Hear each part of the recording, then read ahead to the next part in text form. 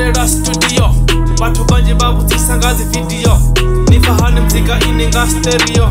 Nicha mwana nibona nazi kidio Ninga sikunde ngazi bite nekagi flow Dila zaka netirani cash flow Dito nisiye disafasi on the flow Bamu repa note ninga sinife Nana sama nombura ninga sife Nichi imba bamu repa nitechere seri Iri nindini mzeko honga mutaro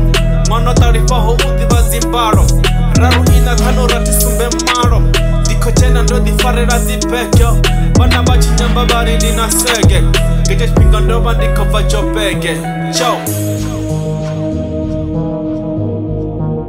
Fatboy Records Rico Show my blind Ciao With the best music producer Ciao Yeah Skip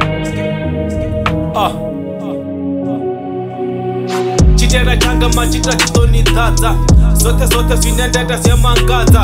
Nihumbure habe netivishaka dzao Naripinga chote nendiye taka dzao Nichiimba tito dina auto-tune Nitamzika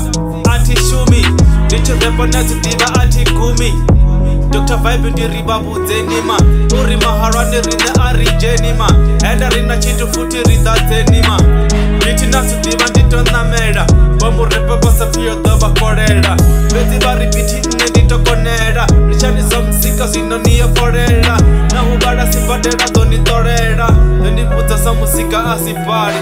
Treke satupera netinga ngari Ene aroke wadese ya tichipai Gauri netongoda ranga mabai Nendi repa batu bote ba imisa zwanda Barenga ngomu na barenga nda Bake kurubo ambara na mingwenda Bakara habo ambara na zienda Uko dhipa men, uko dhipa boys Cocktail ziko udaga masia ote Ciao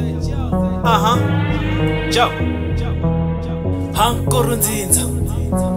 Rihankoro nzinza Hankoro nzinza Rihankoro nzinza Ciao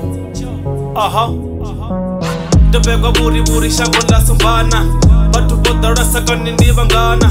Mafuda kani aliwa gabangana Rova out raya kure na bagana Riche jampara federa rigana Cold drinker do iranga kama Ghana